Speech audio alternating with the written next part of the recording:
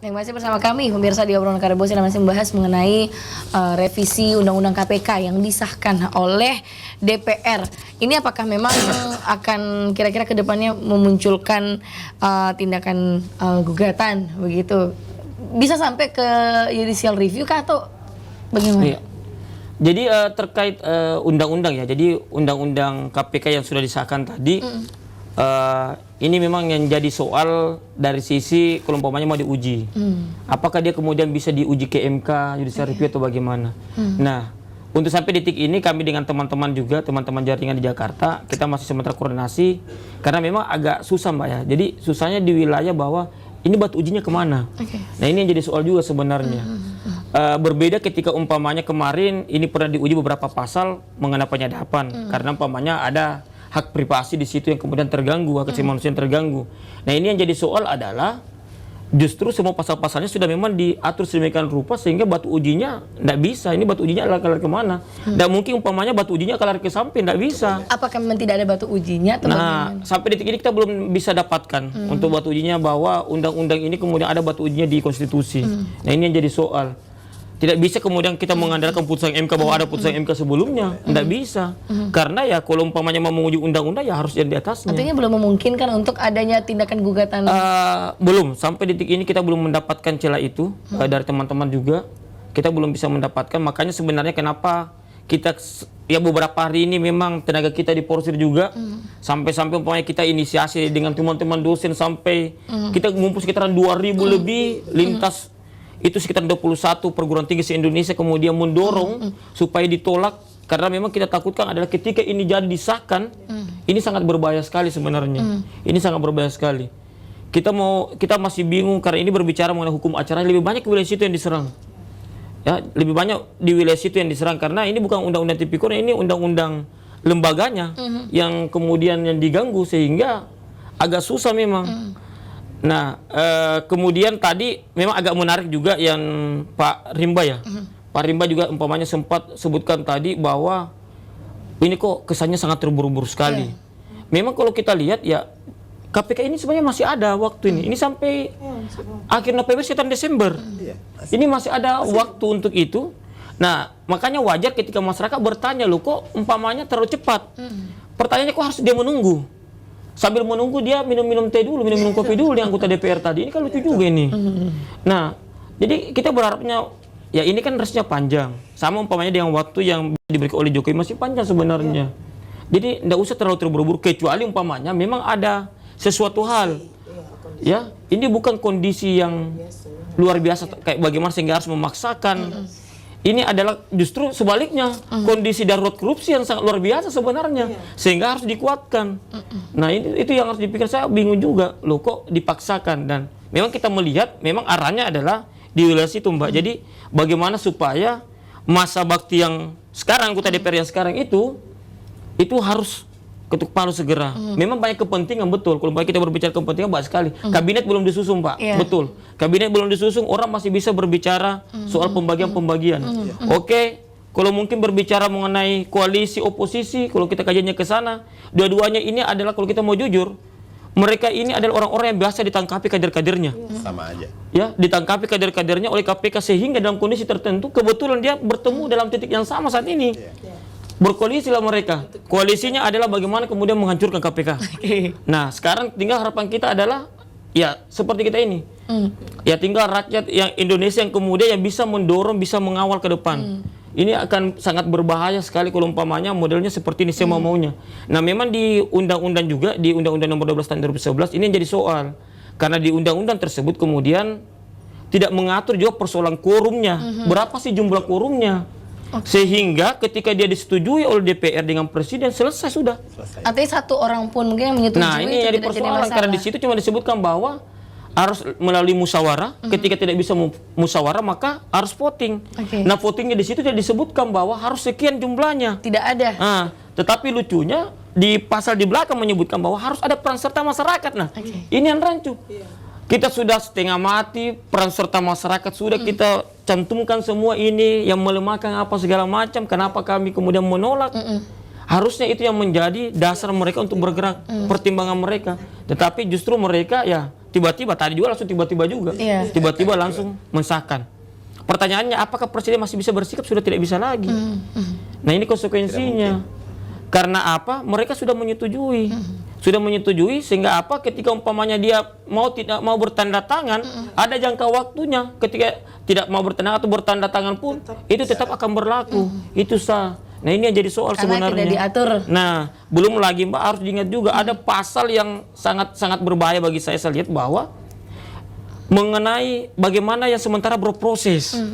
Ada berapa umpamanya mantan-mantan ketua partai yang sementara berproses ini kasusnya. Nah, di situ disebutkan bahwa yang sementara berproses penyelidikan dan penyidikannya ini harus mengikuti aturan yang baru. Nah, ini agak berbahaya nih. Artinya apa? Justru akan memperlambat proses sementara berlangsung.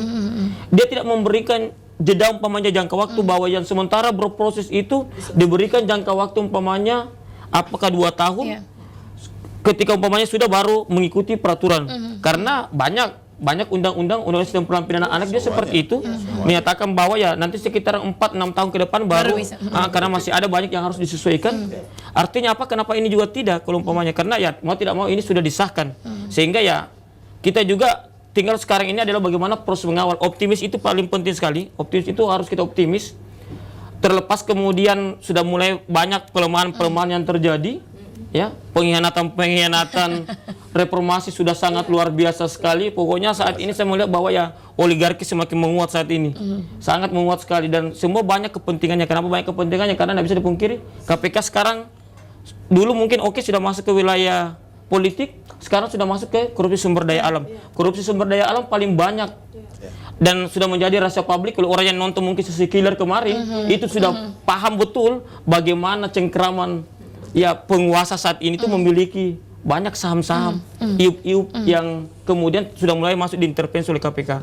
Baik, arti terakhir dari Anda malam hari ini mengenai pengesahan RUU KPK ini apa Pak? Ya, kalau saya secara pribadi ya tentunya bahwa ya harapan kita tinggal ya Dewan Pengawas, karena mau tidak mau Dewan Pengawas sudah ada. Oke. Maka harapan kita juga akan ada Dewan Pengawas. Semoga orang-orang yang ditaruh juga di Dewan Pengawas ini adalah orang-orang yang memiliki integritas baik. Ya kalau sejenis mungkin saya bisa recommended umpamanya kayak Mahfud oke-oke saja. Tapi bagaimana ketika orang-orang yang kemudian memang niat jahat dari dulu sudah ada dengan KPK.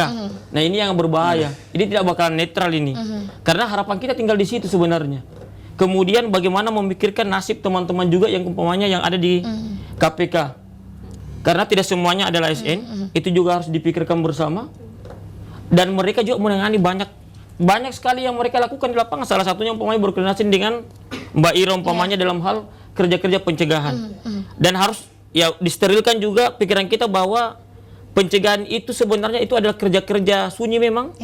Karena ya sangat senyap sekali. Tapi itu ada di sekitar kita sebenarnya. Bohong kalau umpamanya ada yang mengatakan bahwa itu tidak ada. Kami saja yang akademisi ada namanya pelatihan-pelatihan yang dilaksanakan oleh KPK untuk pendidikan anti korupsi. Bagaimana dia memasukkan masuk di kurikulum.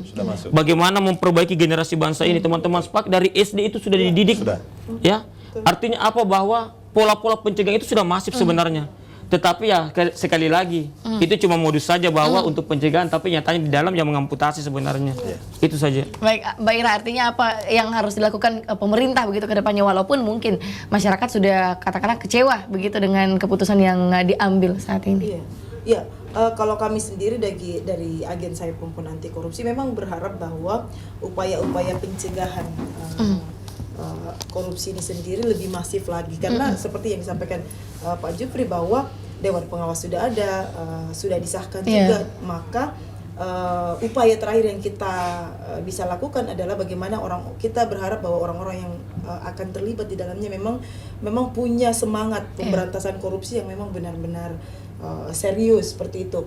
Nah, kalau kami dari agen SPAK tadi melalui misalnya internalisasi di sekolah-sekolah, misalnya di lingkungan keluarga, bagaimana nilai-nilai pengamalan nilai-nilai anti korupsi itu memang akan tetap kita lakukan, meskipun harapan terbesarnya kita adalah lembaga KPK ini tetap terjaga, bahwa mereka bagian dari upaya pencegahan korupsi itu masih menjadi bagian besar dari bidang pemberantasan korupsi di KPK itu sendiri. Seperti itu. Baik, terakhir Pak Mas Riyadi, dari kacamata Anda sebagai pengamat pemerintahan, apa yang harus dilakukan sebaiknya begitu, walaupun sekarang kita melihat sepertinya memang ada upaya untuk melemahkan KPK begitu. Yang pertama ya saya ingin mengatakan bahwa untuk KPK innalillahi wa inna ilaihi raji'un. Iya. Karena menurut saya ini bukan melemahkan Pak, mematikan. Ini adalah undang-undang. Menurut saya ini undang-undang adalah anak haram dari perselingkuhan antara koruptor dengan pengambil keputusan. Ini anak haram. Ketika dia ada anak haram, susah. Oleh karena kenapa? Oleh karenanya yang harus dilakukan ini adalah memang teman-teman di penggiat anti korupsi selama ini jangan pesimis, ya, jangan pesimis. Negara ini tidak bubar. Justru kita harus kuat, makin kuat, ya. Ketika ditekan, justru itulah kekuatan. Betul.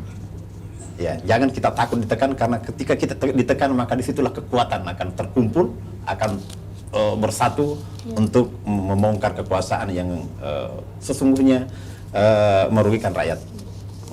Jadi saya kira ya memang ini yang dikehendaki oleh pemerintah, ini yang dikehendaki oleh mereka.